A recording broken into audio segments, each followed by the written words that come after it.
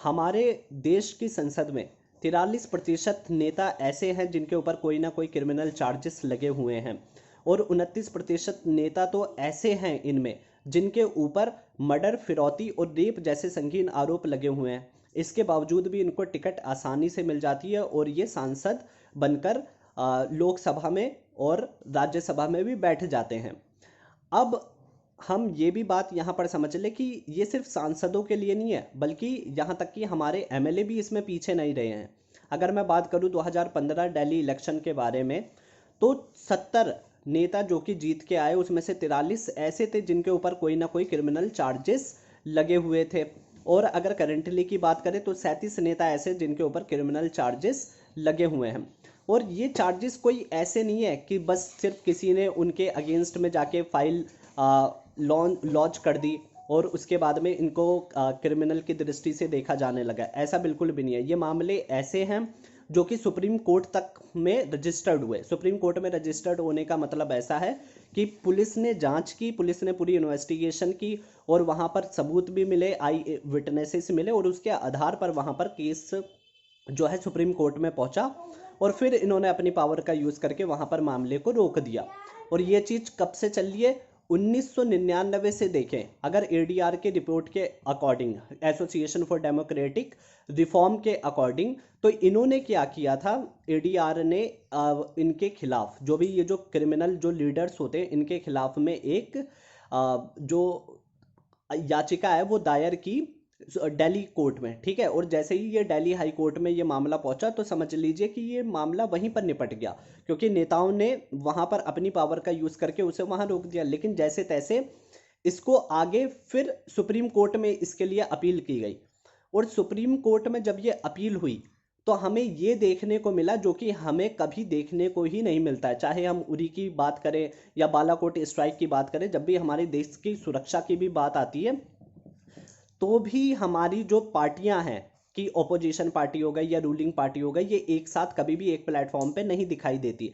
लेकिन जब भी ऐसे जो क्रिमिनल चार्जेस वाले जो लीडर्स थे, नेता थे, उनको रोकने की बात की गई तो सारी जो पार्टियां वो एक ही प्लेटफॉर्म पर दिखी।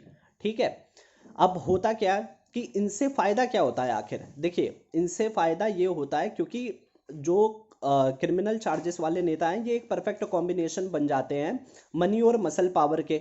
अब मनी और मसल पावर के जब ये परफेक्ट कॉम्बिनेशन हो जाते हैं तो जो कैंपेनिंग होती है, पॉलिटिकल पार्टी की कैंपेनिंग हो गई, सेल्फ फंडिंग हो गई, ठीक है, ब्लैक मनी हो गई, इन सबको रन करने के लिए मनी की ज़रूरत होती है। और ये मनी को बहुत ही किसी ना किसी लीगल इलीगल तरीके से अपने पास में ले आते हैं और पार्टी को फंडिंग प्रोवाइड करते हैं। अब ये पार्टी की तो मजबूरी बन चुकी है, क्योंकि अगर हम बात करें 2019 के लोकसभा इलेक्शन के बारे में, तो उसमें टोटल मिला के 50,000 करोड़ रुपए का खर्चा हुआ।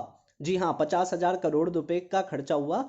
और आपको ये जान के हैरानी हो सकती है कि पूरे देश में, मतलब हमारा जो भारत है वो पूरे विश्व में सबसे ज़्यादा इलेक्शन में पैसा खर्च करने वाला देश है, यूएसए से भी ऊपर। सही सुना आपने, यूएसए से भी ऊपर सबसे ज़्यादा पैसा खर्च करता है। और उसमें 90% जो पैसा खर्च हुआ वो ब्लैक मनी थी। ठीक है, कोई वाइट मनी नहीं है कि दिखा के खर्च हो रहा है कि जिस पर टैक्स जाता है वाइट मनी। ब्लैक मनी जो कि छिपा के रखी गई थी या किसी ना किसी इलीगल तरीके से रखी गई थी।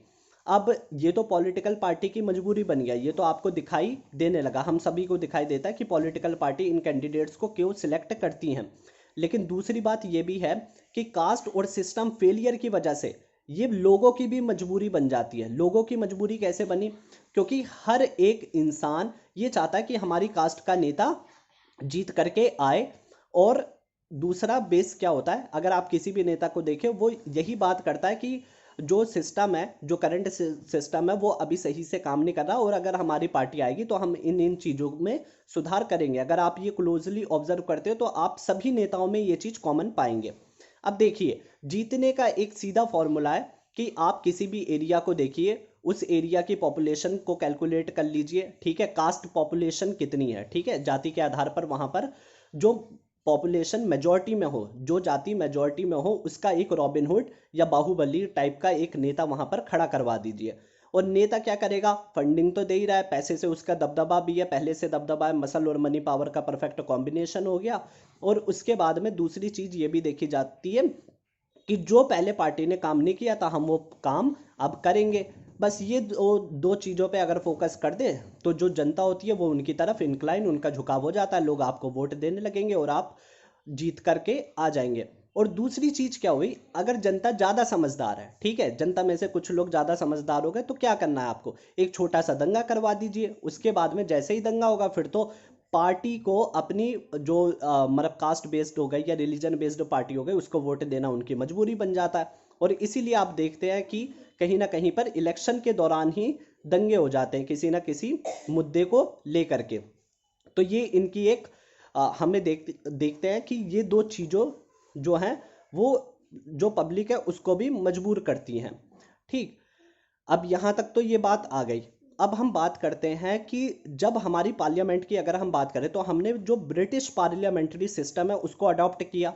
ठीक है, ब्रिटिशर हमारे ऊपर रूल कर रहे थे और वही ब्रिटिश पार्लियामेंट्री सिस्टम हमने अपने अडॉप्ट कर लिया। लेकिन वहाँ पर एक चीज़ थी जो हमने वहाँ छोड़ दी, जो कि बहुत ही ज़्यादा इंपॉर्टेंट थी, वो इंडिया ने एक्सेप्ट की ही नहीं, जिसको हम शैडो कैबिनेट के नाम से जानते हैं। जी हाँ, शैडो कैबिनेट, ये नाम कई लोगों ने नहीं सुना होगा क्योंकि हमारे जो लीडर्स होते हैं, नेता होते हैं, वो यही चाहते हैं कि हमको इसके बारे में पता ही ना चले। अब इसको आप कैसे समझ सकते हैं, जैसे कि अगर एक डिफेंस मिनिस्ट्री का एग्जांपल ले लेते हैं। ठीक है, डिफेंस मिनिस्ट्री में जो मिनिस्टर होता है उसके अगेंस्ट में, ठीक है, ओपोजिशन पार्टी से एक डिफेंस मिनिस्टर खड़ा होगा। ठीक, यानी पैरेलल, आमने सामने, एक रूलिंग पार्टी का डिफेंस मिनिस्टर और एक ओपोजिशन पार्टी का डिफेंस मिनिस्टर। और डिफेंस मिनिस्टर की ये जिम्मेदारी होगी कि जो रूलिंग पार्टी का डिफेंस मिनिस्टर है उसके कामों के बारे में जनता को बताए। ठीक, क्योंकि होता क्या है कि हमारे यहाँ पर एक छोटी सी छोटी चीज़ों को रूल बनाने में कई सारी मिनिस्ट्रीज जो है इन्वॉल्व हो जाती हैं, फिर यही पता नहीं चल पाता कि गलती आखिर की किसने। लेकिन अगर शैडो सिस्टम का जो ये शैडो कैबिनेट है इसका सिस्टम आ जाएगा तो यहाँ पर इनकी गलतियों को पकड़ना बहुत ही आसान हो जाता है। लेकिन ये चीज़ तो लागू ही नहीं की ना। और उसके बाद में आप ये भी देखेंगे कि जो हमारी पार्टी है, हमारी पार्टी एक दूसरे के अपोजिशन में तो रहती है, लेकिन जैसे ही पार्टी में फंडिंग के ट्रांसपेरेंसी की बात होती है तो ये सारे एक ही राग अलापने लगते हैं। ठीक है, कि हम इस तरीके के रूल को या इस तरीके के जो भी आप रूल रेगुलेशन लाना चाहते हैं इसको अप्लाई नहीं होने देंगे, क्योंकि अगर ये रूल रेगुलेशन अप्लाई हो गए हैं तो आपको तो खर्चा दिखाना पड़ेगा पूरा, आप पार्टी में कितना कर रहे हैं, लेकिन उतने पैसे से आपका खर्चा तो चलेगा नहीं, इलेक्शन आप जीतेंगे नहीं। तो इसीलिए तो जो पैसा आपने ज़्यादा खर्च किया उसकी रिटर्न ऑफ इन्वेस्टमेंट भी तो देखेंगे वो पॉलिटिशियन, कि अगर जो 50,000 करोड़ रुपए पूरे खर्च किए उसे वसूल भी करना है और आने वाले इलेक्शन में फिर पैसा लगाना है, तो इसीलिए ये लोगों को एक्सप्लॉइट कर करके फिर अपने मनी बनाते रहते हैं।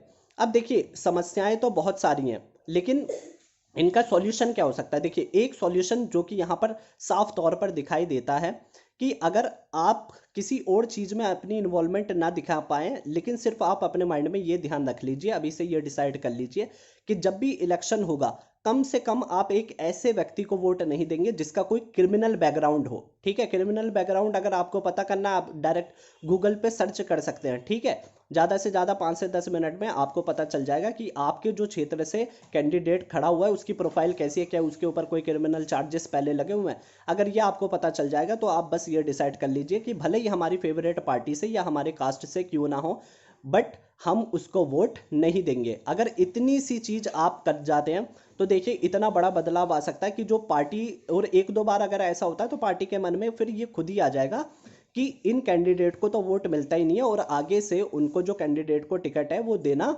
बंद हो जाएगी। ठीक है, और इस तरीके से एक समस्या से तो हम इजाद पा सकते हैं।